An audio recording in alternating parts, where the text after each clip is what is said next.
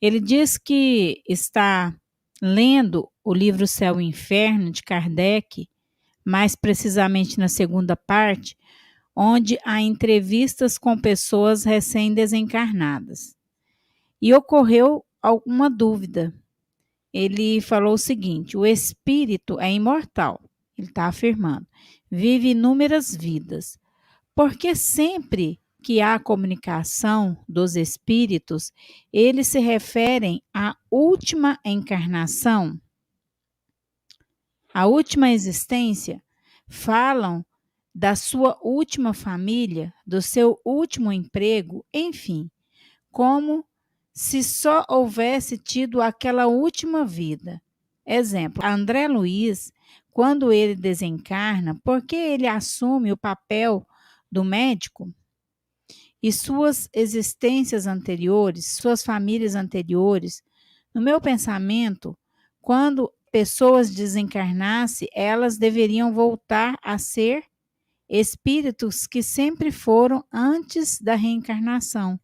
Não sei se foi claro. Foi muito claro. É um raciocínio bastante razoável, sim. É razoável. Ora, se eu já vivi várias existências, qual é o razoável? É que quando eu me desembarace do corpo, eu volte a ter a memória, pelo menos, não vou dizer total, mas pelo menos mais elástica daquilo que eu já vivi. Mas o que acontece? Quando nós encarnamos na Terra, nós passamos por um período de gestação no qual, progressivamente, durante o processo da embriogênese, o espírito vai como que se enraizando no corpo e vai promovendo um processo de apagamento progressivo das suas lembranças, da sua memória. E esse fenômeno vai produzindo em nós um processo no qual a gente vai como que morrendo para o mundo espiritual e nascendo para o mundo físico. Quando nós renascemos entre os homens, nós renascemos sem lembranças do mundo espiritual, sem uma compreensão. Alguns até durante a infância têm algumas lembranças, depois vai apagando, acaba. Chega na idade adulta, não lembra mais. Não tem mais aquela leitura do mundo espiritual. É claro que tem as exceções, pessoas que lembram, pessoas que recordam das suas últimas existências, pessoas que são médiuns e que sonham com o seu passado, pessoas que trazem nítidas lembranças. Não, morava na casa tal, meu nome era tal, e chega lá e encontra ainda a família. Lógico que tem, mas são exceções. A maior parte de nós reencarna e esquece o passado. E aí você vive durante um período bastante longo um condicionamento mental, no qual você diz a si mesmo: eu sou João, eu sou João, eu sou João. Na falta de uma palavra mais exata, vou usar uma palavra imprecisa. Nós promovemos um processo de auto-hipnose em nós para dizer: eu sou o que eu vejo, eu sou isso, eu sou o corpo, eu sou o corpo, eu sou o corpo. Então, durante 70, 80 anos, o espírito fica se retornando a esse mesmo pensamento, repetindo isso na cabeça dele. Então, quando essa entidade volta para o mundo espiritual, ela está mais do que condicionada a considerar que a existência corporal é somente a última. E não é só isso, a própria volta para o mundo espiritual é cheia de surpresas, não deveria ser, porque a gente já veio de lá outras vezes, mas a gente volta para o mundo espiritual como se fosse a primeira vez, assustado com tudo. Meu Deus, olha só, o esquecimento do passado é muito severo em função da densidade do corpo que a gente utiliza na Terra.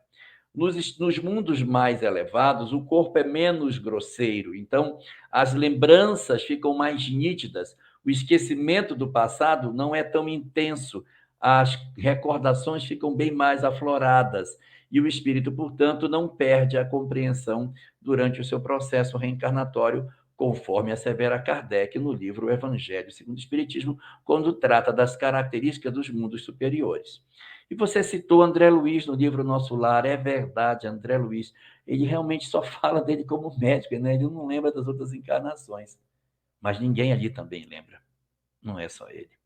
Os outros personagens também vivem o mesmo drama de recordarem a última existência. E você vai achar no livro um personagem chamado Dona Laura, que vai reencarnar com o seu marido Ricardo, que já estava reencarnado, estava reencarnando, e ela está se preparando para o processo reencarnatório e para que ela possa fazer uma apropriação mais exata do que ela precisa fazer e dos tropeços que ela não pode cometer de novo, ela está lá, e você pode achar isso no livro, ela está passando por sessões espirituais para despertar a memória adormecida, como se ela pudesse resgatar os arquivos que estão sepultados na memória, abrir aquelas existências anteriores, trazendo para o consciente as coisas que ela fez, para que ela consiga ter mais êxito na encarnação que ela vai passar.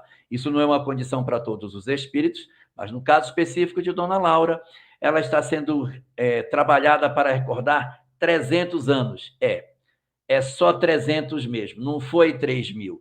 Ela só está lembrando 300. Dá o quê? Umas 2, 3 encarnações, sei lá. Não está puxando muito para trás. Então, mesmo o trabalho terapêutico feito pelos espíritos não alarga a memória a milênios. Isso fica tudo no subconsciente, sepultado no inconsciente de cada um de nós. Ela vai lembrar só 300 anos para poder voltar ao mundo físico. Então, respondendo a sua pergunta, é verdade. A tendência é lembrar só da última pelos condicionamentos rigorosos que o corpo físico imprime sobre o espírito e o processo de autoconvencimento que nós exercemos sobre nós próprios durante os vários anos que ficamos na carne.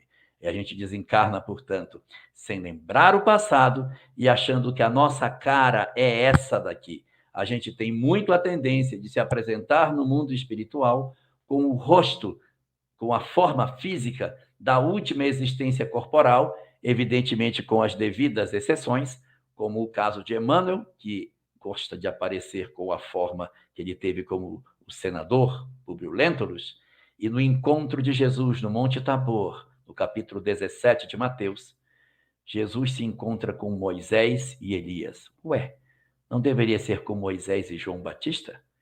Mas essa entidade preferiu ser Eliahu Hanavi, o profeta Elias, do que ser efetivamente João o Batista, para validar ainda mais a missão de Jesus.